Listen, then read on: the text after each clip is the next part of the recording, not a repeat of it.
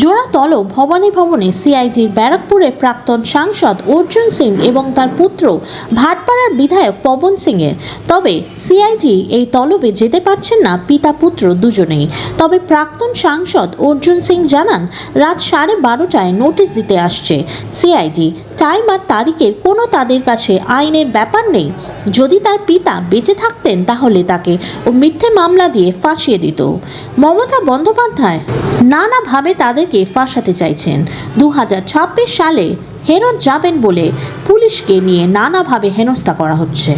মাননীয় মুখ্যমন্ত্রী মমতা ব্যানার্জি ভুলে গেছেন কি আমার বাবা, মানে মনে হচ্ছে ওনার মনে নেই, নাহলে আমার বাবাকেও ডেকে দিতেন। তো যাই হোক, বাবা তো মারা গেছেন, স্বর্গীয় আছেন, নাহলে ওনাকেও ডাকতো। তো আমি তো আজকে যেতে পারছি না, আমার শরীর খারাপও আছে।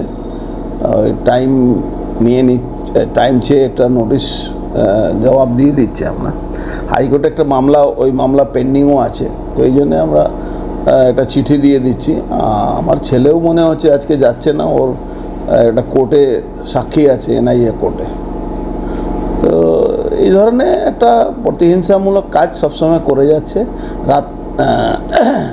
ছেলে বা আমাকে, যেহেতু আমরা বিরোধী দলে আছি, সেহেতু এটা হবে, এটা আমরা জানি এটা হবে, এটা নিয়ে খুব আমরা চিন্তিত থাকি না।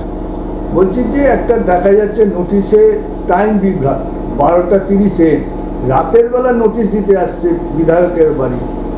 না, এটা তো প্রমাণ হয়ে যাচ্ছে না কি যে পুলিশ দলদাস হয়ে কাজ করতে করতে 12 AM আর 12 PM এর মধ্যে ডিফারেন্স বুঝতে পারছে না কি 12:30 AM আছে না PM আছে, যা ইচ্ছা তা লিখে দিচ্ছে। কেন চটি চাটতে গেলে আইন ফাইন তো পড়তে হচ্ছে না বা দেখতে হচ্ছে না, ও একটা ফরম্যাট বানিয়ে রেখে দিয়েছে, ক্লিক করে মেরে দিচ্ছে, বলে এটা পাঠিয়ে দাও, এটা পাঠিয়ে দাও।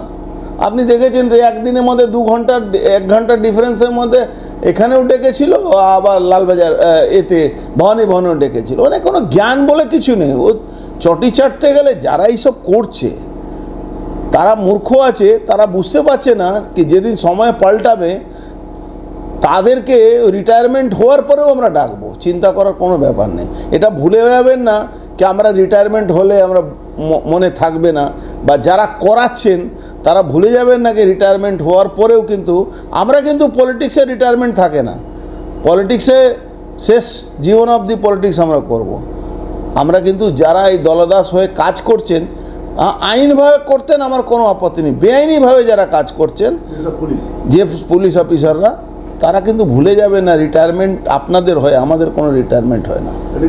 আজকে না হুমকি না, সত্যি কথা। হুমকি কিসের আছে? এটা সত্যি কথা। আপনাদের 58-এর পরে রিটায়ারমেন্ট, একদিনও চাকরি থাকবে না। আমরা 58 পরে যতদিন বেঁচে থাকবো পলিটিক্সটা করবো। অর্জুনবাবু, আজকে না যাওয়ার কারণে কি আপনি কোনো পরবর্তী আশঙ্কা করছেন যে আবার আপনাকে কোনো ডিস্টার্ব করতে পারে? আশঙ্কা কি করার আছে? খুব বেশি হলে জেলে যেতে হবে, এর থেকে বেশি কি ক্ষমতা আছে এদের? আর 1-2 ঘন্টার জন্য যেতে হবে, এর বেশি কী আছে? আমাদের আদালতের উপরে ভরসা আছে। যে পুলিশ জানে না কি 12 AM 12:30 AM কী হয়, 12:30 PM কী হয়, সে জানে না, তো তার থেকে আমাদের আর কি আশা আছে? 12:30টায় বিধায়কের বাড়ি, স্ট্যান্ডিং বিধায়কের বাড়ি নোটিশ। তাহলে বুঝতে পারছেন তো, আইন বলে তো কিছু নেই। আরে নোটিশ আপনি এখন ডিজিটাল যুগ আছে, আপনি মেলে পাঠাতে পারেন, আপনি দিনবেলা আসবেন চিঠি দিয়ে যাবেন, অসুবিধা নেই তো। কোনো দিন তো আমরা কোনো নোটিশ নিতে আমাদের কোনো বাধা দেওয়া হয় না। আমাদের অফিসের লোক আছে, তারা নোটিশ নিয়ে নেয়, আমরা তাকে ফলো করি। দাদা, এই যে পিতা পুত্র একসাথে নোটিশ, দুজনেই একজন বিধায়ক, আপনি প্রাক্তন MP, কীভাবে সামাল দেবেন সরকারের এই যে? কিছু সামাল দেওয়ার নেই। মানুষ আমাদের সঙ্গে আছে, মোদিজির আশীর্বাদ আছে। এই লড়াই আমরা জিতবই, এই লড়াইতে কিচ্ছু যায় আসে না। এ হাল হয়ে গেছে বাংলাদেশে ইউনূস সরকারের, ভারতবর্ষ থেকে লড়তে চাইছে। ওরকম মমতা ব্যানার্জি লড়তে চাইছেন মোদির পার্টির সঙ্গে, মোদিজির পার্টির সঙ্গে। তো দেখছেন না, রোজ ইউনূস সরকার বলছে মেরে দেবো, কেটে দেবো, ভারতকে ছাড়বো না, এই মহারা করছে। 4 জন ওই চেংড়াদের, ওই একটা হিন্দি বই ছিল না, ছেনু দাদার বই মতন ইউনূসের মহারা হচ্ছে।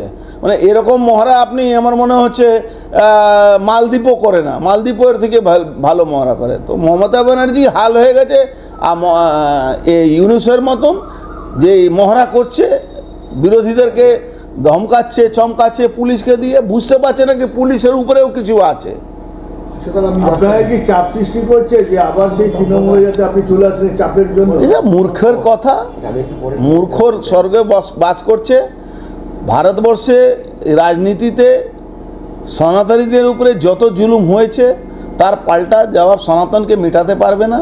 অনেক জেহাদি এসছে, 800 বছর ওই মুঘলের শাসন এখানকার মানুষ দেখেছে, লড়াই করে বেঁচে আছে, আগামী দিনও আমরা বেঁচে থাকবো। আজকেও কি আপনাকে কোনো নোটিশ পাঠানো হচ্ছে সিআইডির থেকে? সিআইডির থেকে নতুন করে কোনো একটা নোটিশ এসছে, সেটা 9 তারিখে আছে, 9 তারিখ 12:30টার সময়। আজকে কি নোটিশ এসছে? না, কালকে এসেছিল, একই নোটিশ খাটো। কালকে নোটিশ এসেছিল, কালকে দুটো নোটিশ ছিল, একটা সিআইডির একটা ডিডি। সিআইডিটা কোন কেসে? সিআইডি ওই পৌরসভার একটা আমরা যে চেয়ারম্যান রিলিফ ফান্ড বলে একটা অ্যাকাউন্ট ছিল না, সেই অ্যাকাউন্ট দিয়ে আমরা নানা লোককে সাহায্য করতাম, সবটাই অ্যাকাউন্ট থ্রু দিয়ে কাজ হতো। আর সিআইসি মিটিং, বোর্ড মিটিংয়ে পাস করে করতে, মানে 1000 টাকা কাউকে হেল্প করলেও আমরা ওখান থেকে করতাম। 5000 টাকা অনেক গরিব মানুষের ট্রিটমেন্ট করাতাম আমরা। ওই কোভিডের সময় অনেক গরিব মানুষকে আমরা হেল্প করেছিলাম, সেই নিয়েও মামলা করেছে। মানে এরা তো নিজে কিছু করবে না, আর করতে গেলে এরা সব জায়গা, মানে চোররা চারদিকে চোরই দেখে। দাদা বলছি, ভাটপাড়া প্রেমচাঁদ ভবনে একটা জনতার দরবার বলে একটি অনুষ্ঠান ছিল এবং সেখানে